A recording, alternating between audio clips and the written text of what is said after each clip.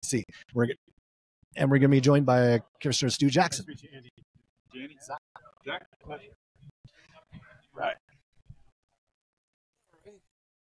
How's Media Day been for you so far? No, it's been good. You know, it's been a great environment. The collaboration with the Mountain West, this is the second year, obviously, we've done it. It's been great for the student athletes, for the coaches, to be here today to witness all the cross exchanges between players and coaches is kind of cool. So, yeah.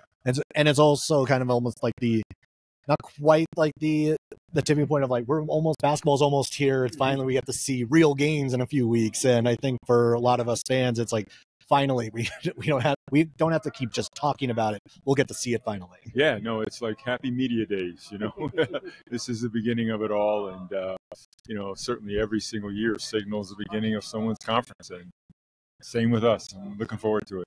Obviously, the big change right now in this conference is the additions of Oregon State and Washington State as affiliate members outside of football. Washington State, a program that made the NCAA tournament last year, Oregon State, a program that made the Elite Eight a couple of years ago. Two tremendous basketball teams and two tremendous on the men's and women's side. And it just feels like it's a really great way to kind of elevate the level of basketball in this conference. And obviously everybody talks about Gonzaga and St. Mary's, but having these two teams really, it just feels like such a big win for this conference. How did that come together, and how important is it for the WCC to have these two brands as part of the conference for the short term? Yeah, no, the genesis of them becoming affiliates into the conference really started very innocently, actually. We had, when the shakeup of the Pac-12 actually happened, we had reached out to a number of institutions in Pac-12 and said, if you ever need a home for some of your sports, we'd be willing participants. And we just kind of lied there. But then we got a call from both schools saying that, hey, would you be interested in having 3 sports join? And we said, sure. And my thought was at the time, and it really hasn't changed, is that anytime that you're going to add power conference members to your, across all sports, it stands the chance of sort of enhancing your metrics and helping other schools get access to the NCAA tournament. But then as time went on, they called back and said, hey, would you be interested in 6 sports? And at that point, I said, sure, but would basketball be at play? Well, we don't know. We'll get back to you. And but sure enough, like a couple weeks later, they said, well, we're interested in having like 9 sports, and then it became 11 sports, and we want to talk about basketball. And that's how it all came together. We're glad that it did. From my vantage point, I just think it really helps our league both competitively, and metrically and across all those sports, and should prove well for us. And there's been a lot of changes over the last few years, even just thinking about membership wise. I think I went back a few years when BYU was still here, was at 10, last year 9, we're at 11 next year. And then obviously the addition of Grand Canyon and Seattle next year goes up to 13.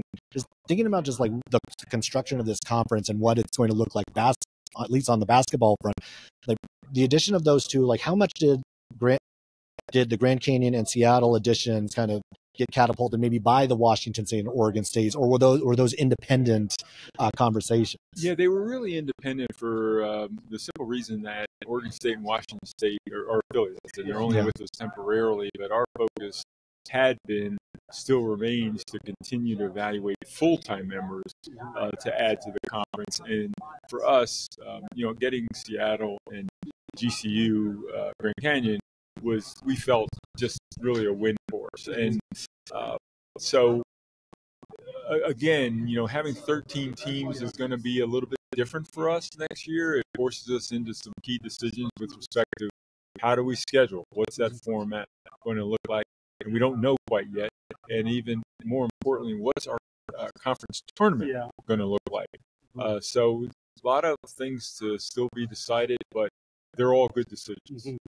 Yeah, that was. I'm sure a lot of people are wondering what that conference tournament is going to look like. I did want to ask about Seattle U, and I know people listening who listen to me know this, that I am an alumni of Seattle U. I know you're connected to Seattle U, and a program that I'm really excited about their opportunity. I know this is a school that has really wanted to be in the WCC. They feel, like a WCC school. You look at the the big cities on the West Coast is San Diego, LA, San Francisco, Portland, Seattle, and it felt like that was kind of where we were missing a team. And Coach Victor's led this team to 3 straight 20-win seasons, and it feels like a team that I know they're not in it this year, but going forward, it just feels like an addition that's going to really help continue to elevate this conference in a way that a lot of people are going to talk about Grand Canyon certainly and their basketball success, but I think Seattle is an under the radar addition, and I'm happy to see them in the WCC, and I'm sure you're feeling similarly.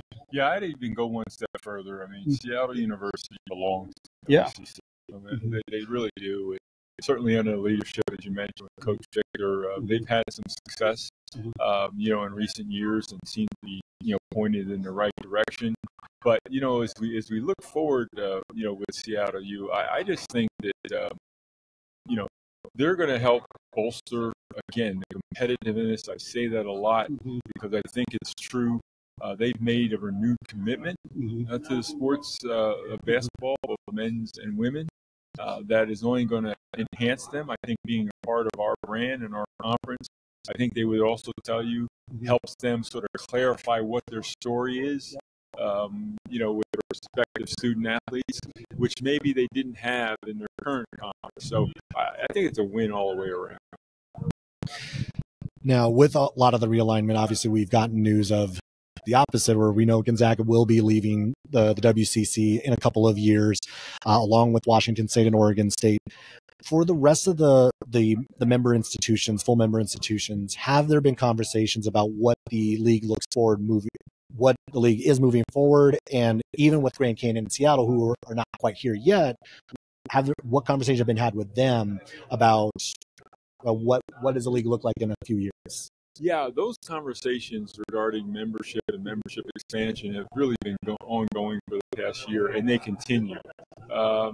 They're at different levels of frequency depending on what happens. And with the departure of Gonzaga, I would say that those discussions amongst our members, and I'm speaking, with coaches, with athletics directors, and the ultimate decision makers, our presidents, are pretty much ongoing, because we have to, like many conferences around the country, just have an eye on, what you can anticipate in terms of movement, and to make sure that we continue to stay stable as a conference so that we can move forward in the way that we would like.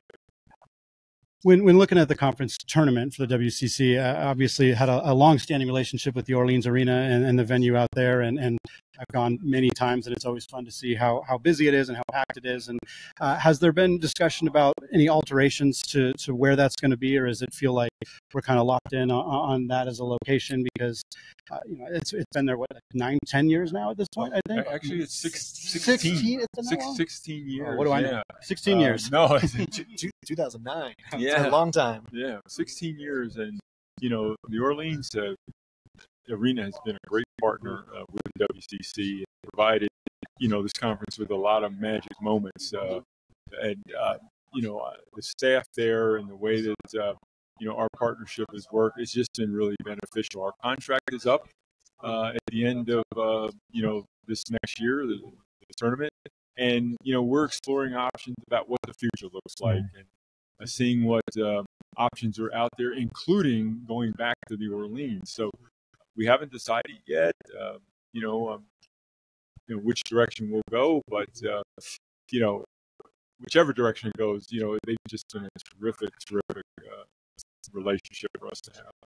We saw it was also announced the other day, just like the expansion of like the TV package, like between ESPN, CBS Sports, and then also I think it was also I saw the FS1 like games on there as well. Just kind of talk about like where the conference is on kind of like the TV contract front, and like obviously like ESPN has kind of been the flagship for the WCC for a long time, and what does that look like? Obviously we know it's bigger this year, and so what is it kind of those combos going forward?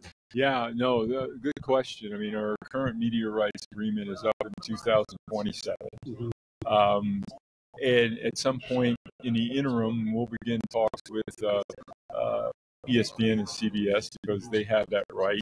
We also have to, with the departure of Gonzaga, inform them that we've had a membership change, which, anyone that has cable would know that, or in front of a laptop, but, and they could reopen those negotiations. So we expect that, when all said and done in 2027, that we'll have a new media deal, and hopefully at a level that helps propel us forward. In terms of just the resources for the conference that will be improved.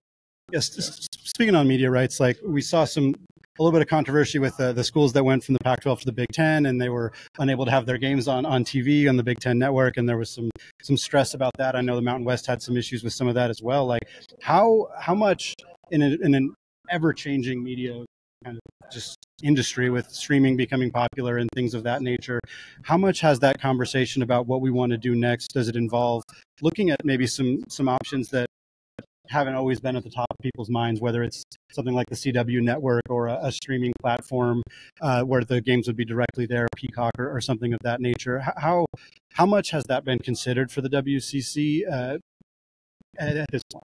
Yeah, it really would be prudent on our part to make sure that we consider it. And, what you just described are the cocktail media rights packages that are inclusive of both linear, cable, and streaming. And if you look at recent deals that have taken place, by way of an example, in the Big East Conference, it was a cocktail of those different platforms, because in this day and age, you have viewership that watches games on different platforms.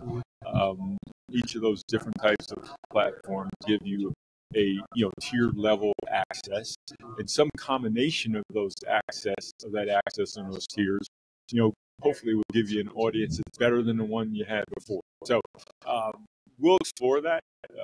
We think that the WCC has terrific value, and but it's incumbent upon us to make sure by the time we sit down and talk about those media rights that we have good premium content to take to the table, because that is what, based on what we hear from broadcast partners, is their main focus. They want the good games.